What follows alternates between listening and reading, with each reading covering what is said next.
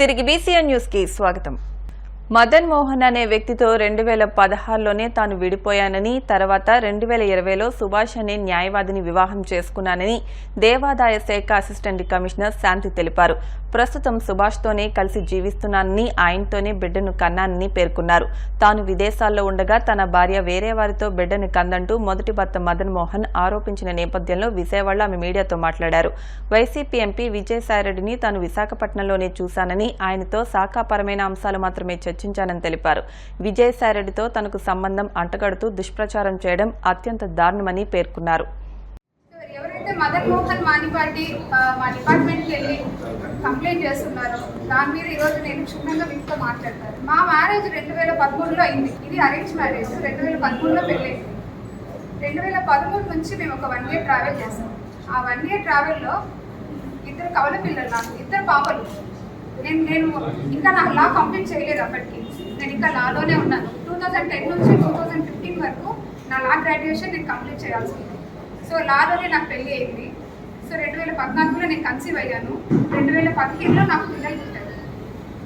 April 2015 నా పిల్లలు పుట్టారు. 2015లో మేము ఆగస్టులో ఒకసారి మినిస్ట్రీ ఆఫ్ ట్రైబల్ అఫైర్స్ అని ఉంటుంది. అందులో నేషనల్ ఓవర్సీస్ స్కాలర్షిప్ అని ఉంటుంది. ఆ నేషనల్ ఓవర్సీస్ స్కాలర్షిప్ కోసం మదన్ మోహన్ నేను ఇద్దరం కూడా ఇంటర్వ్యూకి వెళ్ళాను. ఆ ఇంటర్వ్యూ అయిపోయిన తర్వాత అందులో అతను సెలెక్ట్ అయ్యారు. ఆ తర్వాత నేను సెలెక్ట్ అవ్వలేదు. ఇండియన్ ఓవర్సీస్ స్కాలర్షిప్ ఎందుకంటే పూర్ పర్సన్స్కి మాత్రమే, ఎస్సీ ఎస్టీ ఎవరైతే ఉంటారో వాళ్ళకి మన స్టేట్ నుంచి, మన గవర్నమెంట్ నుంచి వేరే గవర్నమెంట్కి వెళ్ళడానికి, వేరే గవర్నమెంట్ నుంచి వేరే కంట్రీకి వెళ్ళడానికి ఇచ్చే ఇండియన్ గవర్నమెంట్ వాళ్ళ మీద కొన్ని కోట్లు ఖర్చు పెట్టి చదువుకోవడానికి బయటకు పంపిస్తుంది. ఇది 2013లో కూడా ఆయన వెళ్ళున్నాడు. దానికి ఉన్న మెయిన్ కండిషన్ ఏంటంటే బిలో పావర్టీ ఉండాలి. ఎస్సీ ఎస్టీ వాళ్ళు బిలో పావర్టీ ఉండాలి. అప్పటికే Madan Mohan Manipati central government employee అయినా కూడా ఇంటర్వ్యూకి వెళ్ళాడు నా కోసము. అప్పటికి నేను ఇంకా లా అప్పుడప్పుడే కంప్లీట్ అయినా ఫైనల్ ఇయర్ స్టూడెంట్స్ కూడా అందుకే నేను అప్లై చేస్తున్నా. నేను పోయినా నేను సెలెక్ట్ కాదు, ఆయన సెలెక్ట్ అయినాడు. అప్పటికే Madan Mohan Manipati already central government employee, assistant director.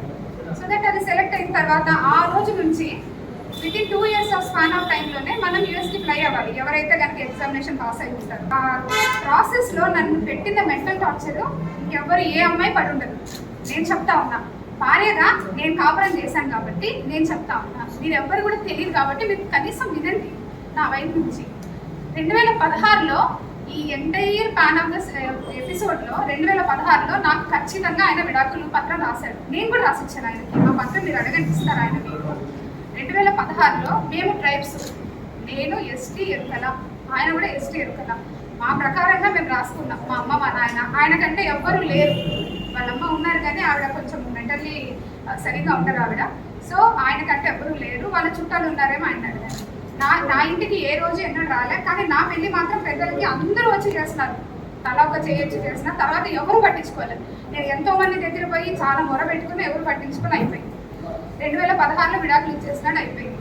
తర్వాత ఆయన ఎవరో దూరం చుట్టం ఏం కాదు, దగ్గర చుట్టం అవ్వడం వల్ల పిల్లల కోసం మా అమ్మ ఖచ్చితంగా ఆయన వచ్చేవాడు, పిల్లల్ని చూసుకునేవాడు. నేను అశోక్ నగర్లో ఒక చిన్న రూమ్లో జేసీజే కోచింగ్కి జాయిన్ అయ్యాను. జేసీజే కోచింగ్ దిగ్విజయ్లో జాయిన్ అయ్యాను. నేను చదువుకుంటా ఉన్నా. జూనియర్ సివిల్స్ ఎగ్జామినేషన్కి నేను చదువుకుంటా ఉన్నా.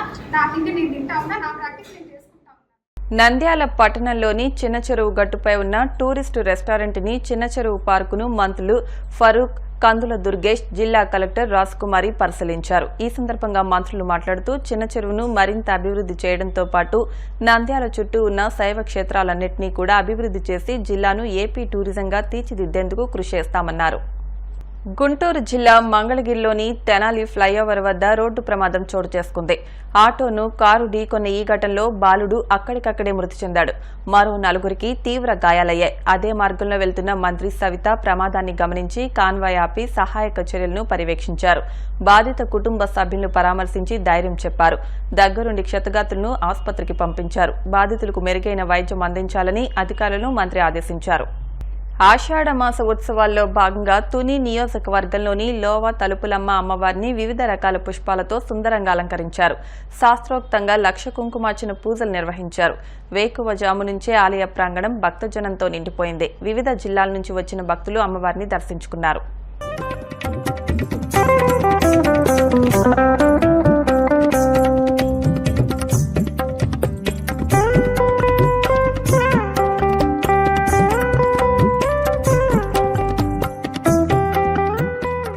రాష్ట్రంలో కూటమి ప్రభుత్వం అధికారంలోకి వచ్చిన నెల రోజుల వ్యవధిలోనే ఉచిత ఇసుక విధానాన్ని అమల్లోకి తేవడాన్ని స్వాగతిస్తూ టీఎన్టీయూసీ నేతృత్వంలో భవన నిర్మాణ కార్మికులు సంబరాలు జరుపుకున్నారు.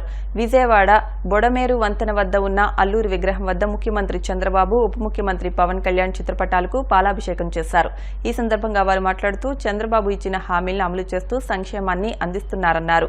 ఈ కార్యక్రమంలో పలువురు టీడీపీ, జనసేన నాయకులు పాల్గొన్నారు. బండారు వెంకటేశ్వరరావు, అందరూ కొండ అంటారు. నేను తాపీ మేస్త్రిని ప్లస్ టీఎన్టీసీ నాయకుడిని, తెలుగుదేశం పార్టీ నాయకుడిని. సరే, ఈరోజు ఈ కార్యక్రమాన్ని పెట్టగల కారణం ఏంటంటే ప్రియతమ ముఖ్యమంత్రి వర్యులు నారా చంద్రబాబు నాయుడు గారు ఉచిత ఇసుక విధానాన్ని ప్రవేశపెట్టినందుకు కృతజ్ఞత భావంతో మా బిల్డింగ్ వర్కర్స్ యూనియన్ తరఫున ఈ పాలాభిషేకం చేయడం జరుగుతుంది. ఉమ్మా గారిని కూడా ఆహ్వానించాం. ఆయన అనివార్య కారణాల వల్ల రాలేకపోయారు. మన మా కార్పొరేటర్ లలిత్ గారు, మా ఇన్ఛార్జి సాంబశివరావు గారు, నా తోటి వర్కర్లు, మా కమిటీ మెంబర్స్ అందరితో కార్యక్రమం నిర్వహించడం జరుగుతుంది. మరి ఆయన ఇవాళ ఈ ఉచిత ఇసుక విధానం ప్రవేశపెట్టినందుకు నేను ఒక కార్మికుడిని, నా తోటి కార్మికులు, మిగతా కార్మికులంతా చాలా ఆనందోత్సాహాలతో ఉన్నారు. ఈరోజు వాళ్ళందరూ వచ్చారు. వాళ్ళందరితో ఈ కార్యక్రమం నిర్వహించడం జరిగింది. చీఫ్ గెస్ట్గా ఉమాగారిని పిలిచాం, రాలేకపోయారు. లలిత్ గారు వచ్చారు, మా ఇన్ఛార్జి సాంబశివరావు గారు వచ్చారు, మా తోటి వాళ్ళందరూ వచ్చారు.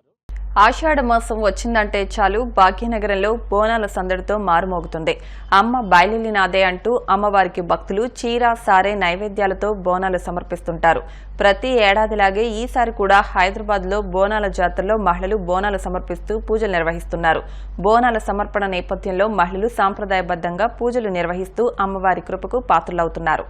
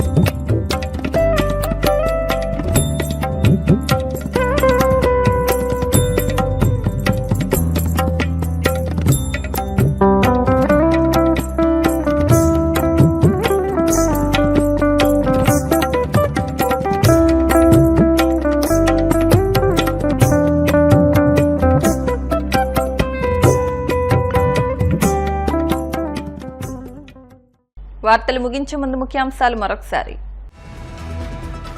యువకుడు దాడిలో గాయపడిన కానిస్టేబుల్ ను పరామర్శించిన హోంమంత్రి అనిత. కానిస్టేబుల్ కుటుంబానికి అండగా ఉంటామని హామీ.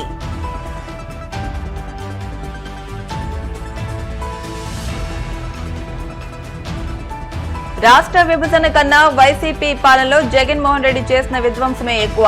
మాజీ ముఖ్యమంత్రిపై నిప్పులు చెరిగిన మంత్రి నిమ్మల.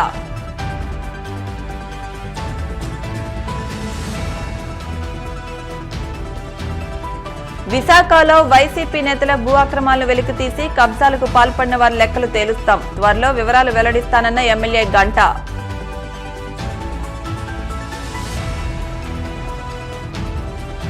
వైసీపీ ఎంపీ విజయసాయిరెడ్డితో సంబంధమంటూ దుష్ప్రచారం. మీడియా ఎదుట దేవాదాయ శాఖ సహాయ కమిషనర్ శాంతికుమారి భావోద్వేగం. ఈ వార్తలు ఇంతటితో సమాప్తం. మరిన్ని వార్తల కోసం BCN digital YouTube channel, Facebook పేజ్ను ఫాలో అవ్వండి. అప్డేట్ వార్తల కోసం ప్లీజ్ సబ్స్క్రైబ్.